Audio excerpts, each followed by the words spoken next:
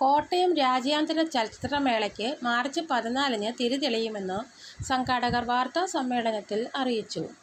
ചലച്ചിത്ര അക്കാദമിയുടെ സഹകരണത്തോടെ സംഘടിപ്പിക്കുന്ന ചലച്ചിത്രമേള കോട്ടയം അനച്ചുറ തിയേറ്ററിൽ മന്ത്രി വി.എൻ. വാസവൻ 14-ന് വൈകിട്ട് ഉദ്ഘാടനം ചെയ്യും.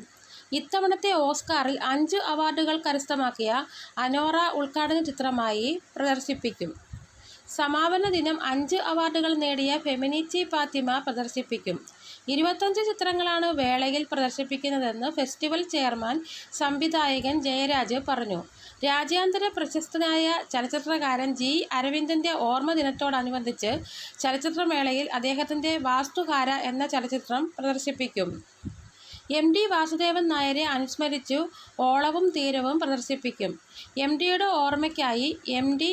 കാലം സാക്ഷി എന്ന ചിത്ര പ്രദർശനവും ഒരുക്കുന്നുണ്ടെന്ന് ജയരാജ് പറഞ്ഞു. ഡെലിഗേറ്റ് പാസ് ഫോമിൻ്റെ ഉദ്ഘാടനം BCM college principal doctor K. V. തോമസിന് നൽകി നോവലിസ്റ്റ് എസ്. സുധീഷ് നിർവഹിച്ചു. സംവിധായകൻ Joshi Mathew, general convener Pradeep Nair, coordinator Saji Kottayam, Vinod Illampally തുടങ്ങിയവരും വാർത്താസമ്മേളനത്തിൽ പങ്കെടുത്തു. News bureau, Kottayam.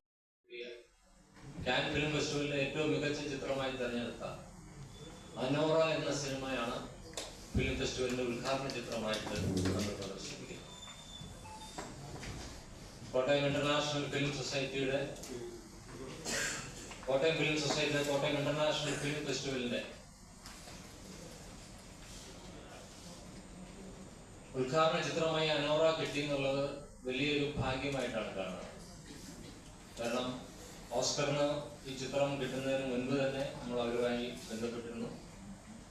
ഈ ഓസ്കറിന് ഇത്രയും വലിയ അംഗീകാരങ്ങൾ കിട്ടിയതിനു ശേഷം ഇന്ന് ലോകത്തിലെ ഏറ്റവും മോസ്റ്റ് വാണ്ടഡ് ഫിലിമായി മാറിയ അനോറ നമ്മളുടെ ഈ ഇന്റർനാഷണൽ ഫിലിം ഫെസ്റ്റിവലിൽ നമുക്ക് ഉദ്ഘാടന ചിത്രമായി കിട്ടിയത് നമ്മളുടെ വലിയ ഭാഗ്യമായിട്ട് കാണുകയാണ്.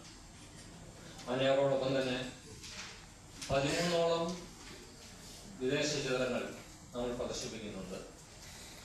അതോടൊപ്പം ഇന്ത്യൻ ചിത്രങ്ങളും മലയാള ചിത്രങ്ങളും ചേർന്ന് 25ഓളം ചിത്രങ്ങളാണ് ഈ പ്രാവശ്യം മേളയിൽ പ്രദർശിപ്പിക്കുന്നത്. IFFയുടെ അല്ലെങ്കിൽ ആ പാർട്ടിസിപ്പേഷൻ കിട്ടാത്ത ഒരുപാട് വിദ്യാർത്ഥികൾ ഇപ്രാവശ്യം എനിക്ക് തോന്നുന്നു നമ്മളുടെ ഈ മേളയിൽ അവരുടെ ഒരു ആകർഷണമായി മാറുന്നുണ്ട്.